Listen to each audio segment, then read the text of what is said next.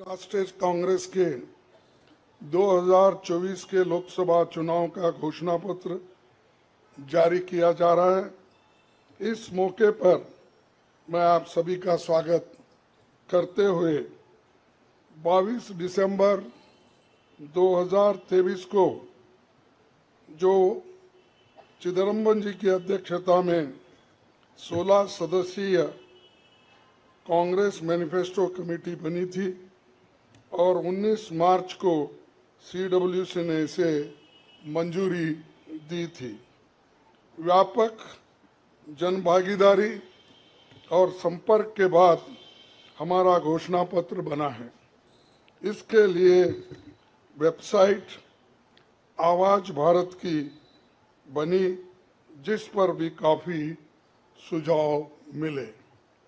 हमारा ये घोषणा पत्र देश के राजनीतिक इतिहास में न्याय के दस्तावेज के रूप में याद किया जाएगा। राहुल जी के नेतृत्व में चली भारत जोड़ो न्याय यात्रा में 5 पिलर्स पर ध्यान केंद्रित किया गया था। यात्रा के दौरान युवा न्याय, किसान न्याय, नारी न्याय, श्रमिक न्याय और हिस्सेदारी न्याय की घोषणा की गई थी। जहां कहीं भी हम गए, इन न्याय की बात हमने करी थी और इसकी गारंटी भी हमने दी है। इन 5 पिलर्स में से 25 गारंटी निकलते हैं। हर 25 गारंटी ने किसी ना किसी को लाभ मिलने का इसके अंतर्गत यहाँ पर हमारे मैनिफेस्टो में भी है और इसके लिए जो हम पहले से ही करते हुए आए हैं वो भी हमने इसका उल्लेख किया है। मैं कुछ बातें आपके सामने रखना चाहता हूँ। खासकर युवा न्याय के तहत हर शिक्षित युवा की पहली नौकरी अप्रेंटिसशिप के साथ पक्की हो जाए, ऐसी एक गारंटी हम दे रहे हैं। और उसके लिए हम 1 लाख रुपए, उसके लिए हम एक अप्रेंटिसशिप कोर्स करने वालों को खर्च करेंगे और इससे ये फायदा होगा, किसी ना किसी जगह उसको पक्की नौकरी मिलेगी, क्योंकि ये स्किल डेवलपमेंट के तहत और बहुत से इंडस्ट्रीज में इनको काम मिलेगा।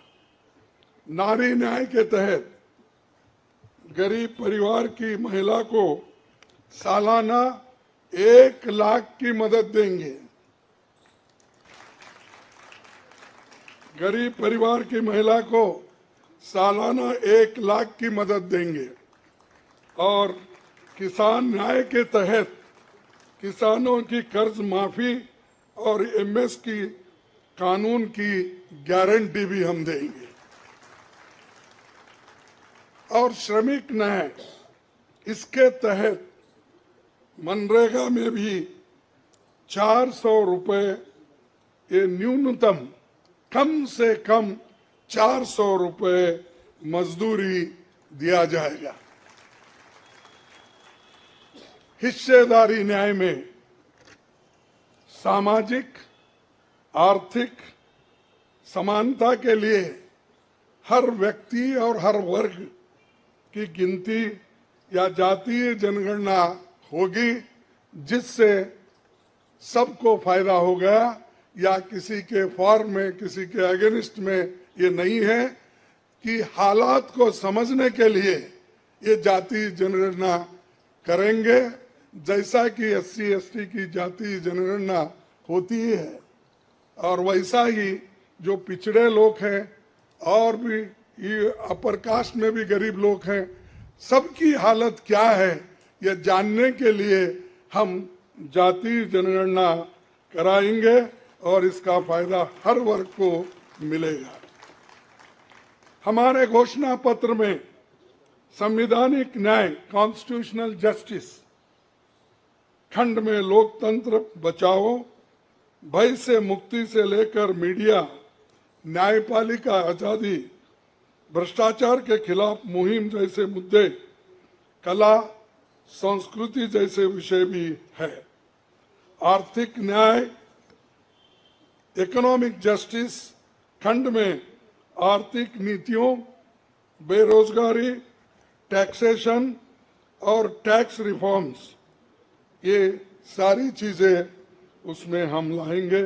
इंडस्ट्री और इंफ्रास्ट्रक्चर पर ठोस काम हम करेंगे।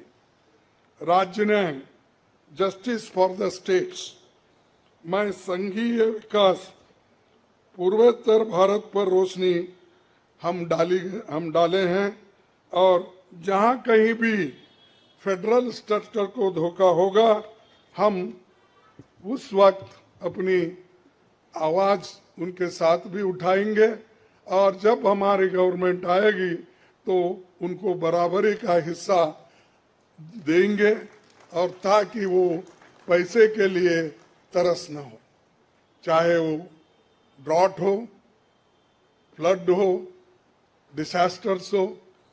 इसके लिए नेचुरल डिसास्टर, इन सब के लिए फेडरल गवर्नमेंट को कानून के तहत जो मदद मिलना चाहिए वो हम जरूर उनको दिलाएंगे। उसी के साथ